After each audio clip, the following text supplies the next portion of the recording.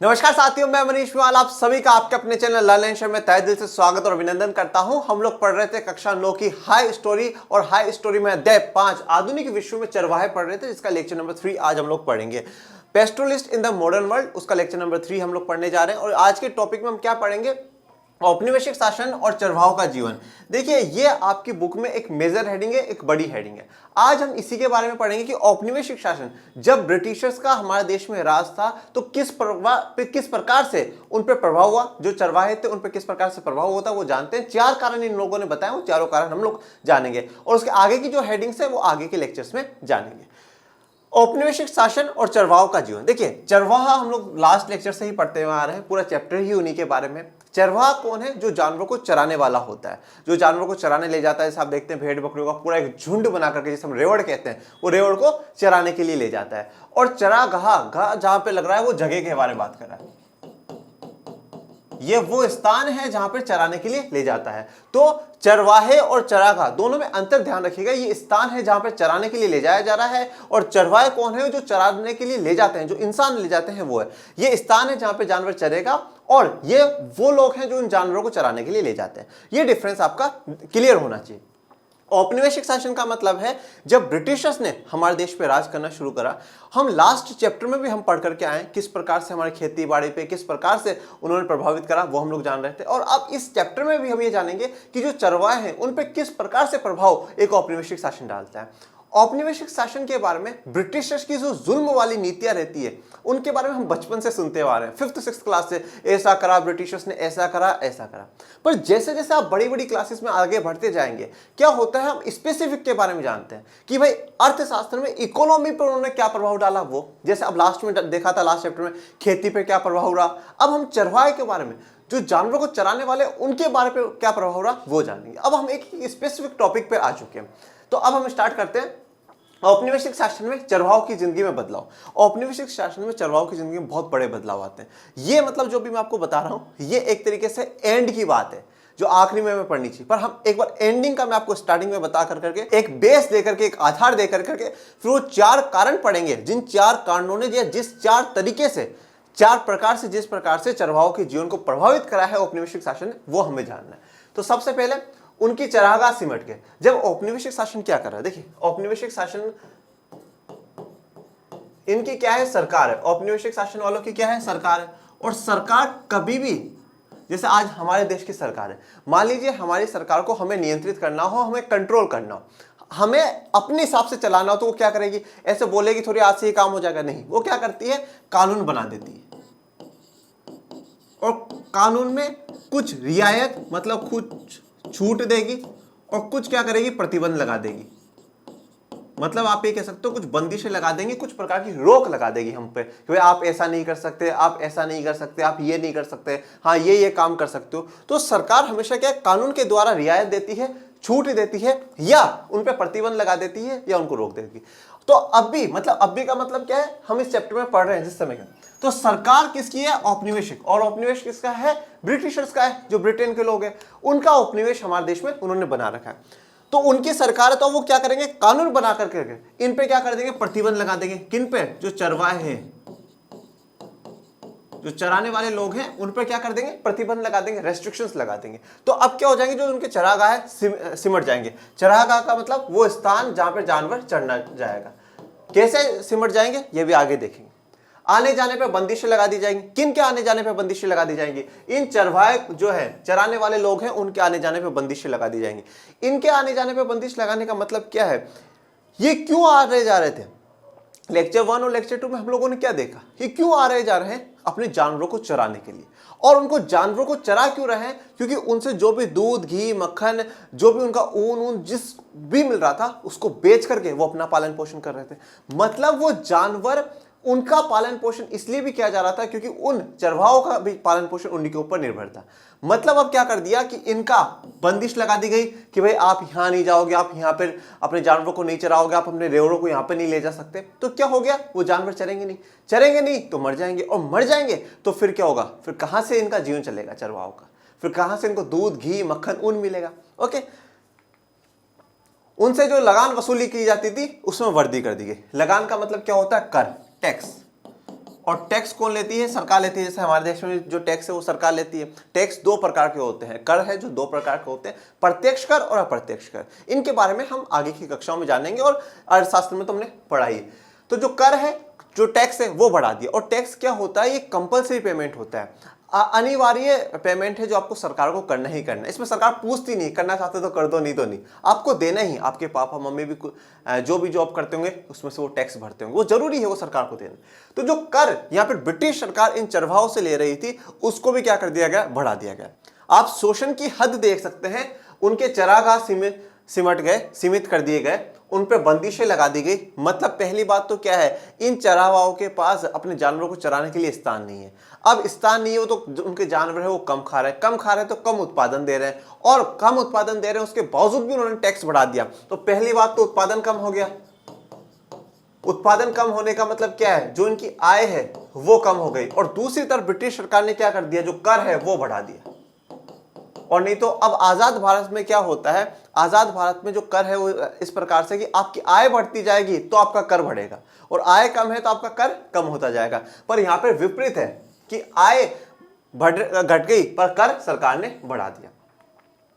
खेती में उनका हिस्सा घटने लगा, खेती में अब उनका कोई हिस्सा नहीं रहने लगा। उनके पेशे और हुनरों पर भी बहुत बुरा असर पड़ा। उनका पेशा और हुनर का मतलब क्या है? वो जो भी काम कर रहे हैं, उनका जो टैलेंट है उस पर बहुत बुरा प्रभाव पड़ा। किस प्रकार से? देखिए, ये लोग क्या है, मुख्य धारा से नहीं जुड़े हुए हैं। मुख्य धारा का मतलब क्या होता है? मेन स्ट्रीम, जैसे आज हम लोग जी रहे हैं, हम सब कुछ जानते हैं, हम कंप्यूटर के बारे में भी जानते हैं, हम हमारी दुनिया के बारे में भी जानते हैं, हम ऑलमोस्ट सब कुछ जान रहे हैं। पर ये लोग क्या है, ये कहीं ना कहीं सोसाइटी से अलग लोग हैं। जैसे कि जो आदिवासी समुदाय के लोग हैं जो जंगलों में रह रहे हैं, वो सोसाइटी से, समाज से बिल्कुल पूर्ण रूप से अलग है। वो बिल्कुल अलग है। ये जो चरवाहे हैं ये अलग है, ये एक जगह से दूसरी जगह जा रहे हैं, ये पूरा जीवन बस इस जगह से वहां जाना, वहां से यहां जाना, इन्हीं में अपना जीवन व्यतीत कर रहे हैं। तो इनको मतलब नहीं है कि बाहर की दुनिया में क्या हो रहा है क्या नहीं हो रहा, इनको कोई फर्क नहीं पड़ता है। तो अब क्या होगा, जब पूरी तरीके से इनके चरागाह सिमट जाएंगे, इन पे बंदिशें लगा दी जाएगी, इनका कर वर्दी कर दिया जाएगा, इनका खेतों में हिस्सा घटने लग जाएगा, तो इनका तो जो टैलेंट था, वो टैलेंट क्या था? उन जानवरों को चरा कर करके उनसे दूध, घी, मक्खन निकाल करके बेचना, ऊन का इस्तेमाल करना और फिर उस माल को बेचना, यही इनका टैलेंट था। अब जब इनके जो सारे साधन है जिनसे वो पैसा कमाते थे, अब जब वही खत्म हो जाएंगे तो फिर इनका तो जीवन बेकार हो जाएगा। फॉर एग्जाम्पल, जिसमें आपको बताता हूं, मैं टीचर हूं, मेरा पेशा है पढ़ाना और मेरे में हुनर है पढ़ाने का, इसलिए मैं पढ़ा रहा हूं। डन, ये बात आप समझिए। अब एक बात मान लीजिए, कल को सरकार पाबंदियां लगा दे, नहीं नहीं टीचर्स ये नहीं पढ़ाएंगे, टीचर्स ये नहीं करेंगे, तो अब जब करेंगे नहीं तो मान लो मुझे तो पढ़ाने के अलावा कुछ आता ही नहीं है, अब मैं क्या करूंगा दूसरा काम? तो मेरा पेशा, मेरा हुनर पे भी प्रभावित पड़ा, जो अच्छा था उसको भी सरकार ने पाबंदी लगा करके रोक दिया। इसी प्रकार से यहां पर इनके साथ कराया। तो ये सारे प्रभाव अब हमें एक एक कर करके देखने को मिलेंगे।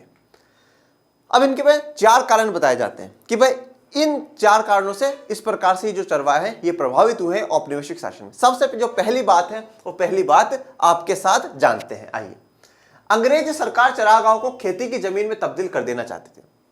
देखिए, जो अंग्रेज सरकार है ना, अंग्रेज सरकार का हमेशा एक बात ध्यान रखिएगा, अंग्रेज सरकार सिर्फ और सिर्फ जीवन में कुछ चाहती है तो अपनी आय बढ़ाना चाहती है। क्या चाहती है? अपनी आय बढ़ाना चाहती है, अपनी इनकम बढ़ाना चाहती है, और अपनी इनकम बढ़ाने के लिए वो किसी भी हद तक जा सकती है। अब उनको देखा कि यार ये जंगल किस काम के आते हैं, ये सब फालतू की चीजें हैं, बेकार है। जैसे हम लास्ट के लेक्चर्स में भी जान चुके, चैप्टर्स में जान चुके हैं कि वो जंगल भारत के लोगों के लिए सिर्फ और सिर्फ कमाई का जरिया नहीं था, वहां पर उनकी समर्पण था, उनका उस जीवन था उनके लिए वो जंगल।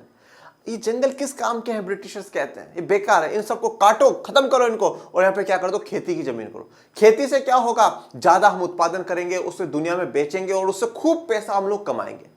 तो अब इसका जो प्रभाव है वो चरागाहों पर किस प्रकार से पड़ता है सर?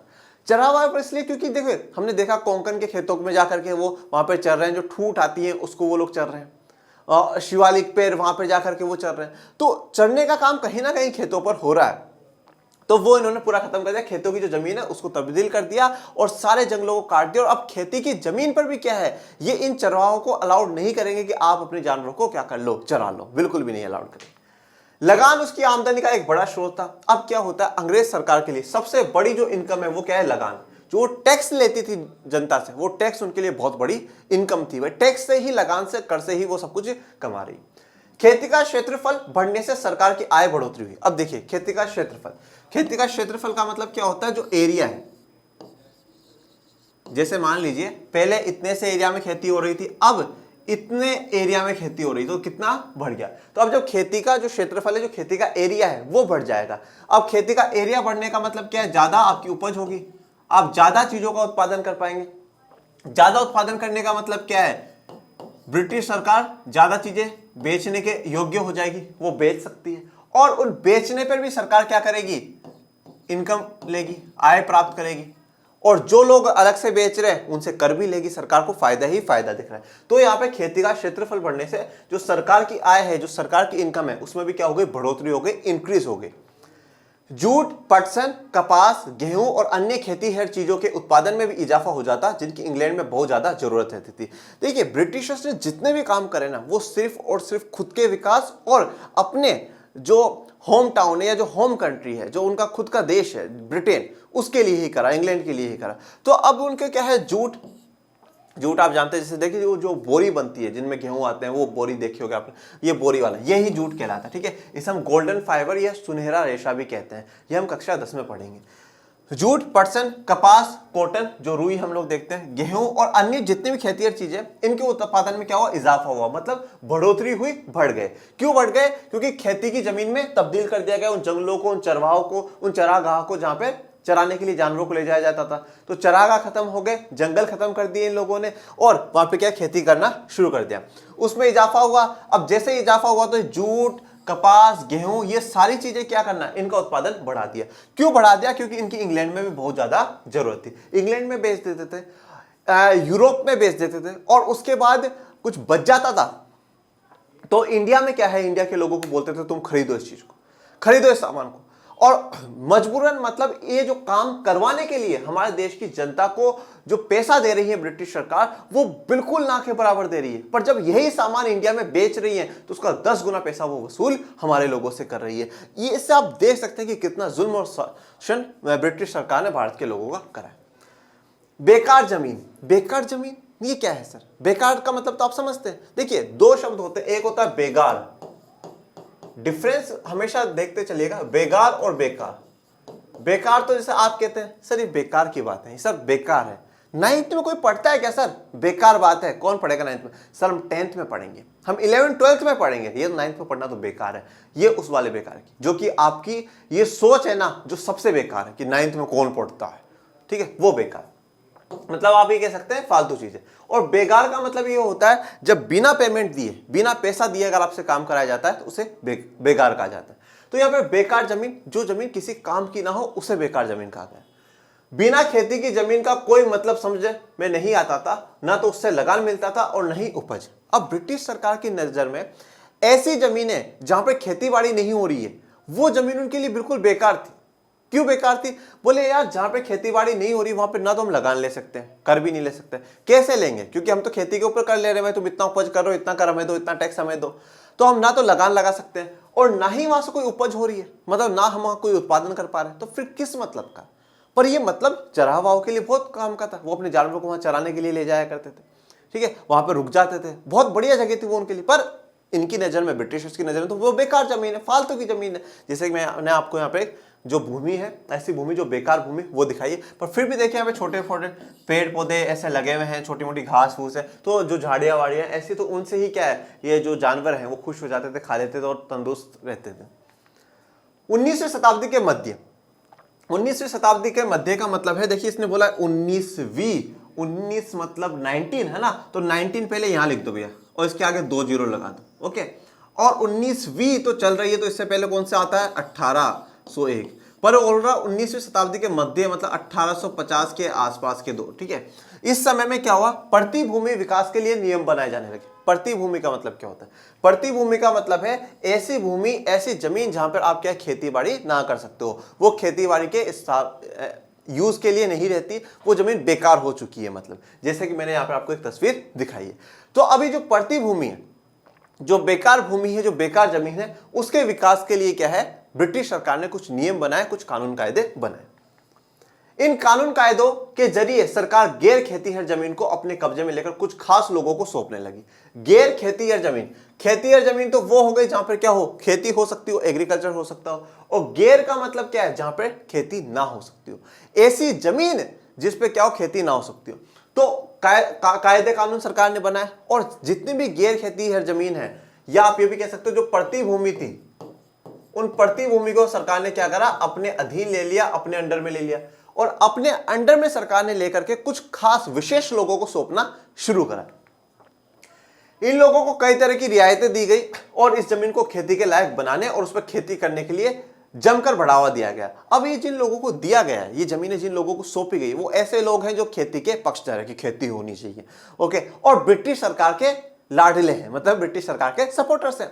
तो उनको ये जमीनें सौंप दी गई और उनको रियायत दी गई, छूट दी गई, करो करो तुम काम, ठीक है, करो तुम काम, हाँ कोई बात नहीं, कम से कम दे देना, करो तुम तो ज्यादा खेती का उत्पादन करो, पर जो सामान दोगे वो सारा मैं दोगे। तो रियायतें उनको दे दी गई, जमीन को खेती के बनाने लायक, कि भाई आप इस जमीन को ऐसा कर दो कि खेती के लायक बन जाए, इसमें जितना आपको उर्वरक खाद है, जो फर्टिलाइजर वो डालना वो डालो, कुछ भी करो, पर ये खेती के लायक इस जमीन को बनाओ, और उस पर खेती करने के लिए हम आपको ज्यादा ज्यादा क्या है, प्रोत्साहन करते हैं। जो भी आपको मदद सरकार से चाहिए वो मदद आप लीजिए। तो ऐसा काम ब्रिटिश सरकार ने करा। ऐसे कुछ लोगों को गांव का मुखिया बना दिया गया, तो कुछ जो लोग थे उनको गांव का मुखिया बना दिया गया, जो क्या करेंगे, ऐसी जमीनों पर ध्यान रख सकेंगे।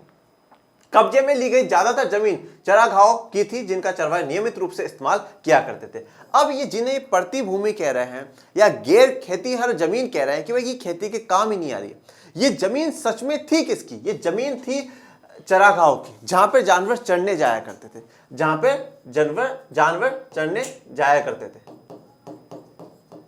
ओके, जहां पे जानवर चरने जाया करते थे। और जो चरवाहे हैं जो उनको चराने के लिए ले जाया करते थे, वो नियमित रूप से वहां पे रुक भी जाते थे। भाई आज एक मेरा यहाँ इनको खिला पिला करके यहाँ रुक गए, अपना डेरा डाल लिया, यहाँ पे जो सामान इनसे मिला उनको बेच चुका करके अपना पेट पालन पोषण कर लिया।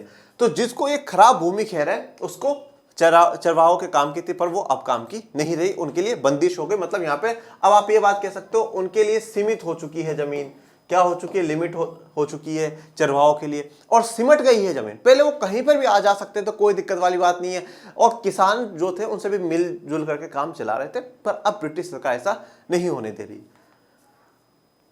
नोट, खेती का फैलाव हुआ, ठीक है, जो जितनी भी ये चरागाह की जमीन थी, जितनी भी चरागाह की जमीन थी, उस जमीन को क्या कर दिया गया, हटा दिया गया। जिससे क्या कर दिया गया, इन्होंने पड़ती भूमि घोषित कर दिया। मतलब बोले ये जमीन तो खराब है, खेती, मतलब इनकी नजर में जिस जमीन पर खेती नहीं हो रही वो जमीन ही खराब है, ओके। तो बोले ये पड़ती भूमि है। अब ये क्या है, कुछ गांव के लोगों को सौंप दी गई, और जो लोगों को सौंप दी गई, मैंने क्या कहा, ये लोग ब्रिटिशर्स के लाडले थे, प्यारे थे ब्रिटिशर्स के सपोर्टर थे। तो ये चाहते ही नहीं थे कि ब्रिटिशर्स के खिलाफ कोई काम हो।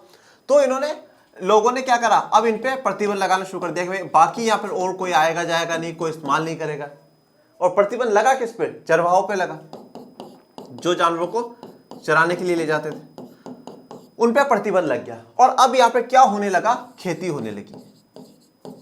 तो मतलब क्या है, खेती की जो जमीन है वो फैलने लगी, खेती का फैलाव होने लगा। खेती का फैलाव का मतलब क्या है, चरागाह सिमटने लगे, क्योंकि प्रतिबंध लग चुका था, जमीनें अब कम हो चुकी थी। चरवाहों के लिए समस्याएं पैदा होने लगी, तो चरवाहों के लिए क्या है, समस्या पैदा हो गई। जो मैंने आपको स्टार्टिंग में सबसे पहले बताया था, चरागाह सिमटने लगे, तो ये पहली बात जो पूरी थी वो मैंने आपको बता दी कि चरागाह किस प्रकार से सिमटने लगे हैं, ओके। अब आते हैं दूसरी बात आपके साथ। विभिन्न प्रांतों में वन अधिनियम भी पारित कर दिए गए। प्रांतों का मतलब क्या है, अलग अलग, जैसे आज हमारे देश में राज्य है ना, जैसे राजस्थान, मध्य प्रदेश, उत्तर प्रदेश, बिहार, अलग अलग जो राज्य हैं, वैसे उस समय प्रांत में बटा हुआ था, ठीक है, प्रांत या राज्य एक ही बात है। तो अब क्या हुआ, देश के स्तर पर तो कानून आ ही रहे हैं, पर प्रांतों, राज्यों के स्तर पर भी क्या कर दिया, वन अधिनियम सरकार ने पारित कर दिए। अधिनियम का मतलब क्या है, कानून, और वन अधिनियम का मतलब है ऐसे कानून जो जंगलों से जुड़े हुए हो, जंगलों के नियंत्रण के बारे में हो। तो वन कानून आप कह सकते हो ऐसे कानून हैं जो जंगलों से जुड़े हुए हैं, जंगलों के नियंत्रण कंट्रोल करने को लेकर करके सरकार ने जारी करे। अब इसमें देखिए आरक्षित वन, ये लास्ट चैप्टर में पढ़ी हुई कुछ बातें याद आ रही है ना। तो आरक्षित वन कौन से, अब आरक्षित वन जहां पर कोई भी ब्रिटिशर्स की इजाजत के बिना नहीं जा सकता, तो जा ही नहीं सकता, सिर्फ और सिर्फ ब्रिटिशर्स का ही आवागमन वहां पर रहेगा। वही उन जो पेड़ पौधे हैं, उन जंगलों का इस्तेमाल सिर्फ और सिर्फ ब्रिटिशर्स ही करेंगे। तो देवदार या साल जैसी कीमती लकड़ी पैदा होती थी चरवाहा के घुसने पर पाबंदी लगा दी गई। तो सबसे पहले जिन वनों को आरक्षित वन घोषित कर दिया गया और ऐसे वनों को करा गया जहां पर देवदार या साल जैसी मजबूत लकड़ियां जो ब्रिटिशर्स के काम आ सकती थी, उन जंगलों में क्या है, चरवाहों का जाने के लिए पाबंदी लगा दी गई। आज से आप लोग नहीं जाओगे। ये देखो देवदार लकड़ी की मैंने आपको तस्वीर दिखाई और ये साल लकड़ी की आपको मैंने तस्वीर दिखाई। अब है संरक्षित वन। तो हमने रिजर्व फॉरेस्ट पढ़ा, प्रोटेक्टेड फॉरेस्ट पढ़ा था और एक विलेज फॉरेस्ट। ठीक है, आरक्षित वन, संरक्षित वन और गांव वाले जो वन है उनके बारे में। संरक्षित वन, चरवाहों को चरवाही के कुछ परंपरागत अधिकार तो दे दिए गए लेकिन उनकी आवाजाही पर बंदिशें लगी रही। अब देखिए आरक्षित वन में तो पूर्ण रूप से उनके ऊपर बंदिश थी, भाई आप जाओगे नहीं, आप इन जंगलों में जा ही नहीं सकते। ये किसके लिए आरक्षित हो गए? ये ब्रिटिश सरकार के लिए, ब्रिटिश सरकार ही इनका इस्तेमाल करेगी। संरक्षित में जाने के लिए इजाजत दी गई। कौन से अधिकार दिए गए? परंपरागत अधिकार। परंपरागत अधिकार का मतलब यह होता है ऐसे अधिकार जो आपको परंपरा के हिसाब से मिले हुए हैं, रीति रिवाज में मिले हुए हैं। जैसे भाई हमारे देश में क्या भाई ठीक आप लोग ये कम्युनिटी के लोग इस्तेमाल करते हैं, करने दीजिए, इनकी परंपरा, इनका रीति रिवाज है, कोई दिक्कत नहीं। तो ऐसे अधिकार दिए कि हाँ भाई ठीक है आप आवाजाही करिए, परंतु फिर भी आप पे कुछ बंदिशें सीमित रहेंगी, आप लिमिटेड रहोगे। आप ऐसा नहीं कभी भी गए, कभी यार कुछ भी काट पीट करके भाग लिया है और अंग्रेज तो बस देखते रह जाए, ऐसा बिल्कुल भी आप नहीं कर सकते।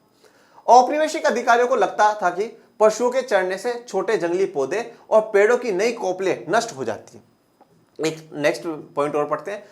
उनकी राय में चरवाहों के रेवड़ छोटे पौधों को कुचल देते थे और कोपलों को खा जाते थे, जिससे नए पेड़ों की बढ़त रुक जाती थी। देखिए ब्रिटिश सरकार यह भी चाहती है कि बड़े पौधे हों, और बड़े पौधे होंगे, बड़े पेड़ होंगे तो क्या होगा, उसकी जो लकड़ी है जो मजबूत आएगी और उससे क्या होगा, नेवी में काम आ जाएगा, लकड़ी काम आ जाएगी, बहुत रेल पटरियां बिछाने के लिए काम आ जाएंगी। तो ये चाहते थे कि बड़े बड़े पेड़ हो। पर ये कहते हैं, ब्रिटिश सरकार कहती है कि जो चरवाहे जब अपने साथ जानवरों को लेकर के आते हैं, इन रेवड़ों को लेकर के आते हैं, तो जो जंगली पौधे होते हैं उनको क्या है, दबा करके तोड़ देते हैं, खराब कर देते हैं। और नई कोपले क्या है, ये देखिए जो बिल्कुल छोटे छोटे पेड़, थोड़ा सा पौधा निकलना शुरू नहीं होता, तो बिल्कुल उसके बारे में बताया गया। तो वो नई कोपले उनको भी क्या है, नष्ट कर देते हैं। रेवड़ पौधों को कुचल देता है और कोपलों को खा जाते हैं। ये जो छोटी छोटी कोपले होती है इनको क्या ऐसे खा जाएंगे, ठीक है, क्योंकि भाई उनका तो यही खाना, उनको तो जो भी हरा फुरा जो कुछ भी दिख गया वहां पे वो खा जाएंगे, तो खा जाते थे। तो ब्रिटिश सरकार कहते हैं इससे क्या है, हमें नुकसान हो रहा। क्यों? क्योंकि ये नए जो पेड़ हैं इनकी बढ़त रुक जाती थी, बढ़ नहीं पाते थे, बड़े नहीं हो पाते थे। देखो चिंता तो ऐसे जता रहे हैं जैसे कि इनका हो, पहली बात हो, और दूसरी बात चिंता भी कौन जता रहा? ब्रिटिश सरकार। अब उन्हें उन जंगलों में जाने से रोक दिया गया जो पहले मवेशियों के लिए बहुमूल्य चारे का स्रोत था। तो मतलब अब उन जंगलों में जाने के लिए क्या कर दी गई, पाबंदी लगा दी गई, उनको लिमिटेड कर दिया गया कि आप उनमें नहीं जा सकते मवेशियों के लिए। पर पहले के जब ब्रिटिशर्स ने पाबंदी नहीं लगाई थी, वो मवेशियों के लिए एक बहुत इंपॉर्टेंट सोर्स था, वहां से उनको चारा मिल जाता था। मतलब जो महत्वपूर्ण जगह थी उन मवेशियों, उन जानवरों के लिए। और जानवर किन के लिए महत्वपूर्ण है? चरवाहों के लिए, जो चराने वाले। तो मतलब दोनों के जीवन को बहुत तगड़ा प्रभावित कर देंगे। ब्रिटिश सरकार ने कहीं ना कहीं एक तीर से दो निशाने साध करके काम करा। परमिट लेना पड़ता था। परमिट का मतलब क्या होता है? देखिए परमिट का मतलब होता है परमिशन लेनी पड़ती है, आपको इजाजत लेनी पड़ रही है। जैसे कोरोना के समय में भी क्या करा गया था, जो प्रशासन है, जो सरकार ने कहा था कि भाई अगर आपको किसी को भी जो 4 व्हीलर्स हैं, गाड़ियां, तो आपको परमिट लेना होगा, परमिशन लेनी होगी कि भाई हम यहाँ से वहाँ तक जाने की हम परमिशन लेते हैं। मैं राजस्थान के अंदर अंदर गाड़ी की परमिशन लेता हूँ, आ जा सकते हैं हम, ऑल ओवर इंडिया की, ऐसे परमिशन आपको लेनी पड़ती है। इसके अलावा अगर आप किसी, आपके पापा मम्मी कोई है तो किसी एसेंशियल सर्विस में जुड़े हुए थे, जो मूलभूत सुविधाएं, जैसे कि भाई आपके फादर डॉक्टर हैं, आपके फादर मदर किसी बहुत ऐसे बिजनेस में जो बहुत जरूरी है लोगों तक पहुँचना, तो उनको भी क्या है, जिला प्रशासन ने परमिट दिया था कि भाई आप इस ऑफिस में काम करते हैं और इसके लिए आप जा सकते हैं, तो वो परमिट होती है, मतलब परमिशन आपको लेनी पड़ती है। तो इन चरवाहों को किस लिए परमिशन लेनी पड़ती थी? जंगलों में जाने के लिए, ठीक है। मतलब जमीन हमारी, जल जंगल जमीन किसकी है? वो हमारी है। और परमिशन किन से ले? हम फिरंगियों से ले कि भाई हम जा सकते हैं, हम जा सकते हैं। बस दुख बताओ यही आकर के होता है कि हम लोग इतने बढ़ चुके थे कि कोई बाहर का आकर के हमें बिल्कुल ऐसे इस्तेमाल करके गया जैसे कि जमीन, जल जंगल जमीन उसके हो। नहीं, मैं कहता हूं सारे चरवाहे, सारे सब मिलकर करके अगर एक बार में ब्रिटिशर्स को खत्म कर देते तो क्या पता चलता। वो ब्रिटिशर्स क्या थे यार, तो पर उनको क्या बिल्कुल हाई तक वो पहुंच गए, मतलब उनसे परमिशन इन लोगों को लेनी पड़ रही, परमिट लेना पड़ता था। वह कानूनन कब तक जंगल में रहेंगे? परमिशन किस किस चीज की लेनी पड़ती है? कानूनन आप कब तक जंगल में रहेंगे, कितनी देर तक आप जंगल में रुक सकते हैं, 1 घंटा 2 घंटा। अगर वह समय सीमा का उल्लंघन करते तो जुर्माना लगा दिया जाता था। अगर आपको 1 घंटे की परमिशन दी गई है कि भाई आप 1 घंटे के अंदर जंगल से बाहर आ जाना और नहीं आए तो आपके क्या होगा, जुर्माना लगा दिया जाएगा। परमिशन लेकर के ही आप जा पाओगे। जंगल में उनके प्रवेश और वापसी की तारीख पहले से तय होती थी और वह जंगल में बहुत कम ही दिन बिता सकते थे। अब जंगल में क्या है, उनके प्रवेश भाई वो कब जा रहे हैं और उनके वापसी सब कुछ क्या ऑलरेडी पहले फिक्स कर दिया जाता था कि भाई मैं आज इसको भेज रहे, 3 दिन बाद इसको वापस आना है, 3 दिन से ज्यादा समय ये नहीं बिताएगा। तो बहुत ही कम दिन वो क्या वहां बिता पा रहे थे। नहीं तो क्या हो रहा था, जैसे हमने पहाड़ों में देखा, सर्दी में नीचे आ रहे थे, गर्मियों में ऊपर जा रहे थे। अब पूरा मौसम के हिसाब से 4-4 महीने, 5-5, 6-6 महीने, बिल्कुल। फिर हमने इधर रेगिस्तानों में, पठारों में देखा, बरसात में कहीं और सूखे में कहीं, तो बिल्कुल 4 महीने, 3 महीने, कोई चिंता वाली बात नहीं थी, बेफिक्र थे। पर अब क्या कर दिया गया, समय सीमित कर दिया गया, इससे ज्यादा आप समय नहीं बिताएंगे। उन्हें इसलिए निकलना पड़ता था क्योंकि अब उनकी जिंदगी वन विभाग द्वारा जारी किए गए परमिटों के अधीन थी। अब उनकी जो जिंदगी है ना, वो किसके अधीन आ गई थी, वन विभाग के अधीन। और ये वन विभाग किसका है, ब्रिटिश सरकार का है। और ये वन विभाग क्या कर रहा है, परमिट जारी कर रहा है। मतलब ये जो चरवाहे हैं, इनका जीवन किसके अधीन हो चुका था, उन परमिटों के अधीन हो चुका था, उन परमिशन के अधीन हो चुका था, इजाजत के अधीन हो चुका था, जो कौन, वन विभाग जारी करता था। और वन विभाग किसका है, ब्रिटिशर्स का है। जैसे मैंने यहाँ पर आपको तस्वीर दिखाई है, वन विभाग के जो कर्मचारी है, अधिकारी हैं, उन लोगों की तस्वीर दिखाई। ये तो अभी भारतीय ही है, ठीक है। तो इनकी तस्वीर मैंने दिखाई। तो पहली बात, दूसरी बात हो चुकी है। अब तीसरी बात, अंग्रेज अफसर घुमंतु किस्म के लोगों को शक की नजर से देखते थे। घुमंतु का मतलब क्या है, जो एक जगह से दूसरी जगह घूम रहा है। देखिए ब्रिटिश सरकार क्या है, जैसे आज अपन लोग भी क्या करते हैं कि भाई जैसे मान लीजिए कोई कॉलोनी में या अपने आसपास के एरिया में कोई ऐसा सडनली ऐसा इंसान आ जाए, कोई कभी इधर कभी कोई उधर कभी कोई उधर घूम रहा, तो अपन भी थोड़ा सा क्या यार कौन है ये आदमी, क्यों घूमता है, हमारे भी क्या शक की नजर बन जाती है। पर हमारा देखना और उनका देखने नजरे में अंतर था। पर जैसे आज हमारे कॉलोनी में देखो, ऐसे जो सामान देने आते हैं, बेचने आते हैं, वो आते ही हैं ना, हमें से उन पर नजर, भाई तुम शक नहीं देख रहे हो, क्योंकि हमें पता है वो बेचारा पालन, अपना और अपने परिवार के पालन पोषण के लिए कुछ काम धंधा कर रहा है, ठीक है, काम धंधा कर रहा है।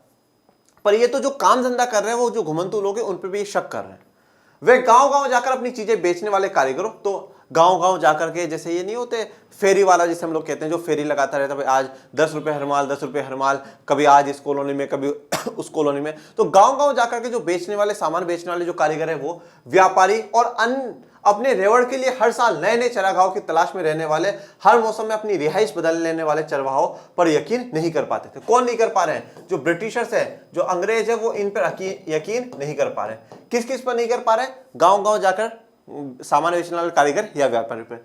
अपने रेवड़ मतलब जो जानवरों का झुंड है, जो समूह है, उसके साथ जो चरवाहे चल रहे हैं उन पे। और ये चरवाहे क्या करते थे, साल दर साल अपनी जगह बदल लेते थे और मौसम के अनुसार अपनी रिहाइश का मतलब यहाँ पर है अपना स्थान बदल देते थे। जैसे हमने देखा भाई सर्दी गर्मी में कहीं जा रहे हैं, मौसम बरसात का है या सूखे का है, तो उस हिसाब से तो रिहाइश अपनी स्थान बदल रहे हैं। और उस स्थान जो बदल रहे हैं उनको शक की नजर से देखते थे, नहीं यार ये लोग कैसे हैं कि किस प्रकार से कभी आज यहाँ कभी वहां, इस प्रकार। वे चाहते थे कि ग्रामीण जनता गांव में रहे, उनकी रिहाइश और खेतों पर उनके अधिकार तय हो। ब्रिटिश सरकार ये चाहती थी कि जो जनता है ना गांव में रहे, एक जगह रहे, स्टेबल रहे, स्थिर रहे, कभी यहां कभी वहां, कभी वहां कभी यहां नहीं। जैसे हमने लास्ट की लेक्चर्स में भी देखा है कि क्या हुआ, जो घुमंतु किसान है उन लोगों पर टैक्स लगाना सरकार के लिए एक बहुत बड़ी पाबंदी है, बहुत बड़ा चैलेंज है। मतलब वो किस प्रकार से टैक्स लगाए, ये तो आज यहाँ खेती करते कल फिर वहां चले जाते हैं, किस प्रकार से उन पर टैक्स लगाया जाए, तो सरकार के लिए एक बहुत बड़ा क्या था, चैलेंज था। तो सरकार ये चाहती कि सभी लोग क्या है गांव में रहे, उनकी रिहाइश मतलब उनका स्थान और उनके खेतों पर जो उनके अधिकार है वो तय हो, मतलब फिक्स हो कि हाँ भाई आप यहां पे रहोगे या इतना इतना अधिकार आपका खेतों पर है। नियंत्रित करना ज्यादा आसान था जो एक जगह टिक कर रहती हो। देखो अब क्या है भाई, ऐसी आबादी, ऐसी जनसंख्या जो एक जगह रहती हो, तो उन पर क्या है नियंत्रण करना, कंट्रोल करना क्या हो जाता, थोड़ा सा आसान हो जाता है। अगर हम कभी यहां कभी वहां, कभी वहां कभी वहां कभी वहां, तो कंट्रोल करना सरकार के लिए क्या है, थोड़ा सा मुश्किल हो जाएगा। तो नियंत्रण करना क्या है, सरकार चाहती थी कि नियंत्रण है ना, हमारा जो कंट्रोल है इन लोगों पर वो आसान हो जाए। और कब होगा, जब एक जगह टिक कर रह पाएंगे। शांति प्रिय और कानून का पालन करने वाला माना जाता था किसको, जो एक जगह टिक करके रहता था, मतलब जो एक स्थान पर रहता था,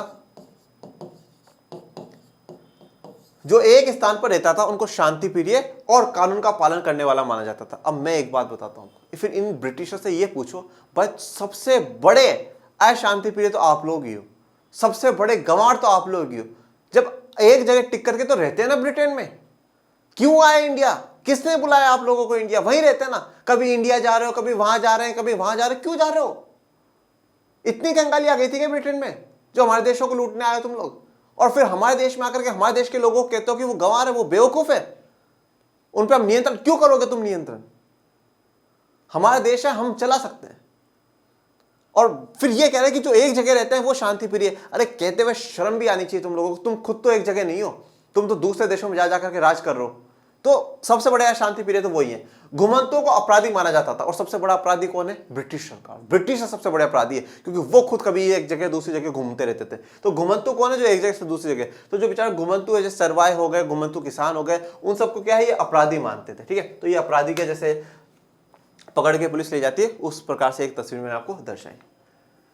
अब 1871 में अपराधी जनजाति अधिनियम पारित किया गया। अपराधी जनजाति, जनजाति कौन होते हैं? जो आदिवासी समुदाय के लोग होते हैं, उन्हें जनजाति या ट्राइबल्स कहा जाता है। तो अपराधी जनजाति, तो इन जनजातियां हैं जो आदिवासी समुदाय के लोग हैं, जो जंगलों में रहते हैं, उन सबके लेकर के उनको अपराधी घोषित करके एक अधिनियम, एक कानून बना दिया सरकार ने। इस कानून के तहत दस्तकारों क्या होता है? क्राफ्ट्समैन, शिल्पकार जो होता है, कोई सामान कुछ बनाने वाला शिल्पकार वो है, व्यापारी हो गए और चरवाहे के बहुत सारे समुदायों को अपराधी समुदाय की सूची में रख दिया गया। तो सरकार ने क्या करा? काफी दस्तकारों को, काफी व्यापारियों को, काफी चरवाहों के समुदायों को, जैसे हमने अलग अलग समुदाय नहीं पढ़े, गुजर बकरवाल हो गया, ठीक है, रायका हो गया, गोला हो गया, बंजारा हो गया, गद्दी हो गया, तो अलग अलग कुछ समुदायों को क्या कर दिया गया? अपराध की सूची में डाल दिया गया कि भाई ये कौन है? ये अपराधी है, जन्म से ही अपराधी है, इसने इस, अरे यार ये समुदाय के लोग अपराधी, पकड़ लो, डाल दो जेल में। कुदरती और जन्मजात अपराधी घोषित कर दिया गया। कुदरती का मतलब क्या? भाई कुदरत की तरफ से ही वो अपराधी पैदा हुए। ठीक है, कुदरत की तरफ से ही अपराधी पैदा हुए, और जन्मजात में जन्म लेते ही वो अपराधी पैदा हो गए। बेवकूफों ने किस प्रकार की व्यवस्था कर दी? कुछ खास अधिसूचित गांवों बस्तियों में बस जाने का हुक्म सुना दिया गया। अब उन लोगों को क्या कर दिया गया? कुछ विशेष गांवों में और कुछ बस्तियों में, कि भाई आप, अधिसूचित का मतलब होता है सरकार ने वो सूचना करी है एक कानून के तौर पर, इन एरिया में। जैसे हमने हिटलर वाले में नहीं देखा था, उसने घेटोस बनवाए थे, इन्हीं एरिया में ये रहेंगे, ज्यूज रहेंगे, यहूदी रहेंगे, उसी प्रकार से इन्हीं बस्तियों, इन्हीं गाँव में ये लोग रह सकते हैं, इसके अलावा कहीं नहीं जाएंगे, घूमना फिरने का बंद कर दो। उनकी बिना परमिट आवाजाही पर रोक लगा दी गई कि भाई वो बिना परमिट के, बिना परमिशन के कहीं आवाजाही नहीं करेंगे, ना आ सकते हैं ना जा सकते हैं। ग्रामीण पुलिस उन पर सदा नजर रखने लगी। तो जो पुलिस है वो वहां पर उन पर क्या है? सदा हमेशा नजर रखेगी, कहीं आ जा तो नहीं रहे। मतलब जो उनका घुमंतु है, जो उनका घुमक्कड़पन है, उसको रोकने के लिए सरकार ने यह काम किया। ये मैंने पुलिस की तस्वीर आपको दिखाई। फिर है चौथी और आखिरी बात, अपनी आमदनी बढ़ाने के लिए अंग्रेजों ने लगान वसूलने का हर संभव रास्ता अपनाया। तो मैंने क्या कहा? उनके लिए जो लगान है, जो टैक्स है, जो कर है, एक बहुत बड़ा आय का स्रोत था, बहुत बड़ा सोर्स ऑफ इनकम उन लोगों के लिए था। ठीक है, कि भाई ज्यादा वो लोग क्या है? इनकम कमाए। तो लगान वसूलने को उन्होंने हर संभव रास्ता अपनाया कि भाई कहीं से भी हमें लगान मिले, हम कमा लें। उन्होंने जमीन, नहरों के पानी, नमक, खरीद फरोख्त की चीजों और यहां तक कि मवेशियों पर भी टैक्स वसूलने का ऐलान कर दिया। जमीन पर कर ले रहे हैं, टैक्स ले रहे हैं, नहरों का पानी मतलब पानी पे भी टैक्स ले रहे हैं, नमक पे भी टैक्स ले रहे हैं। ठीक है, और नमक के बारे में तो हम नमक सत्याग्रह, जब हम क्लास 10th में भारत में राष्ट्रवाद पढ़ेंगे तो नमक सत्याग्रह पढ़ेंगे, बापू की दांडी मार्च। ठीक है, खरीद फरोख्त की चीजें जो हम खरीदते हैं, बेचते हैं, इन चीजों पर, और यहां तक कि जो मवेशियां हैं, जो जानवर है, मतलब उन पर भी टैक्स लगा दिया। जानवरों पर भी टैक्स लगा दिया, भाई आप इतने जानवरों को चरा रहे हो तो आपको इतना टैक्स देना पड़ेगा। और जैसे क्या है कि यहाँ पे टैक्स रखते ही इंसान क्या टैक्स के तले दबता जा रहा है, कर के नीचे दबता जा रहा है। मतलब बहुत ज्यादा कर्ज ब्रिटिश सरकार लगा रही है। चरवाहों से चरागाहों में चढ़ने वाले एक एक जानवर पर टैक्स वसूल किया जाने लगा कि भाई अब जो चरगाह, जो स्थान है, उन पे कितने जानवर आप चरा रहे हो, उसके हिसाब से आपको क्या करना पड़ेगा? टैक्स देना पड़ेगा। एक जानवर पे इतना टैक्स है, 2 पे इतना, 3 पे इतना, 4 पे इतना, आपको हर जानवर पे टैक्स देना होगा। चरवाही टैक्स, इसे क्या कहा गया? चरवाही टैक्स। देश के ज्यादातर चरवाही इलाकों में 19वीं सदी के मध्य से ही चरवाही टैक्स लागू कर दिया गया। मतलब आपको अपने जानवरों को चराने के लिए भी हमें क्या है? टैक्स देना पड़ेगा।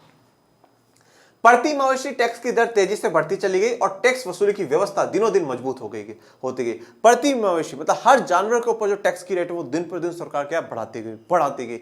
मतलब इनका एरिया सिमटता गया है, इनके एरिया को सरकार ने सीमित कर दिया है। इन पे काफी बंदिशें लगा दी गई, आप आ जा नहीं सकते हो और नहीं कर सकते हो, पर सरकार ने टैक्स दिन पे दिन बढ़ाते गई, सरकार बढ़ाती गई। और मैं हमेशा कहता हुआ आया हूं, शोषण एक हद तक होता है। जिस प्रकार से हम स्प्रिंग को एक बार दबाते जाएंगे पर वो जिस दिन एक साथ उछल करके आएगी ना तो वो हमें ही मारेगी। उसी प्रकार से शोषण करने वाले को कभी भी ये नहीं सोचना चाहिए कि नहीं भाई हम तो बहुत बढ़िया है शोषण कर रहे हैं। नहीं, वो शोषण का कभी ना कभी आप पे रिवोल्ट आएगा, कभी ना कभी वो एक ऐसा विद्रोह होगा जो आपको हिला करके रख देगा। 1850 से 80 के दशकों के बीच टैक्स वसूली का काम बाकायदा बोली लगाकर ठेकेदारों को सौंपा जाता था। अब मतलब क्या है, अब टैक्स सरकार नहीं ले रही थी। अब क्या हो, टैक्स सरकार नहीं, अब क्या कर रही है, बोली लगा दी, ठेकेदार अपॉइंट कर दी। जैसे आप देख तो काफी चीजें ठेके में दे दी जाती है। ठेके का मतलब ये तो इसमें सरकार हो, मैं नहीं करूंगा, मैंने आवाज लगाई, हाँ भाई ठेका भाई 1 साल के लिए इतना, तो वो आवाज लगाएंगे 5 लाख 10 लाख 15 लाख 20 लाख, ठीक है, हाँ भाई 20 लाख वाले तुझे आज से सारी जिम्मेदारी तेरी है। अब 20 लाख वो क्या करेगा, सरकार को मतलब मुझे दे देगा, उसने मुझे 20 लाख दे दी, अब मेरा काम खत्म। अब वो चाहे जितना ले चरवाहों से, वो चाहे जितना जो कुछ करे वो करे, अब मुझे सरकार को, क्योंकि मुझे तो उसने पेमेंट दे दिया। और अभी ठेकेदार क्या करेंगे, खुद का प्रॉफिट कमाने के लिए उनका शोषण करेंगे, है ना, खुद का प्रॉफिट कमाने के लिए क्या करेंगे, उनका शोषण करेंगे। ठेकेदार सरकार को जो पैसा देते थे उसे वसूल करने और साल भर में ज्यादा मुनाफा बनाने के लिए जितना चाहे वो उतना कर वसूल करते थे। तो बस अब उनको तो क्या है, सरकार को तो पेमेंट कर ही दिया, अब हमें क्या है, खुद का प्रॉफिट होना चाहिए, ठेका जो हमने लिया उसका हमें फायदा होना चाहिए, हम ज्यादा पैसे कमा पाए, जो अगली साल फिर से ठेका ले ज्यादा कीमत पे तो सरकार और खुश हो जाएगी। तो अब ये चाहे जितना कर इनसे लेते थे। 1880 के दशक तक आते आते सरकार ने अपने कारिंदों के माध्यम से सीधे चरवाहों से ही कर वसूलना शुरू कर दिया। अब डायरेक्ट सरकार खुद ही क्या है, फिर धीरे धीरे खुद ही डायरेक्ट क्या है टैक्स ले रही है, और अपने ही लोग अपॉइंट कर दिए और उनके द्वारा सरकार खुद डायरेक्ट क्या है टैक्स लेती जा रही है। हर एक चरवाहे को एक पास जारी कर दिया गया। पास का मतलब एक तरीके से मतलब जैसे आप लोगों के स्कूलों में आइडेंटिटी कार्ड होते हैं, ठीक है, स्कूल में आइडेंटिटी कार्ड होते हैं। और जैसे मैं जब पढ़ता था, मैं सीबीएसई स्कूल में पढ़ा हूँ, तो वहाँ पे मतलब है ना हर क्लास में 2-3 पास बनाए हुए होते थे। पास का मतलब है आपको आने जाने की परमिशन के लिए।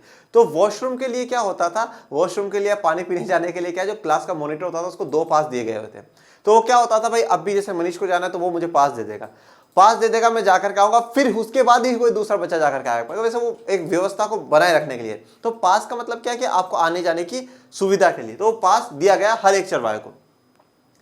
किसी भी चरागाह में दाखिल होने के लिए चरवाहों को पास दिखाकर पहले टैक्स अदा करना पड़ता था। अब अगर आपको किसी भी चरागाह में, अगर किसी भी जगह आपको जानवरों को चराने के लिए ले जाना है, तो आपको पहले वो पास दिखाओ, पास के हिसाब से आप अपनी टैक्स की एंट्री कराओ, मैं इतने इनको लाया हूँ जानवरों को, इसके हिसाब से इतना टैक्स है, ये लीजिए और मुझे एंट्री दीजिए, और पास पे क्या हो जाएगी, एंट्री हो जाएगी।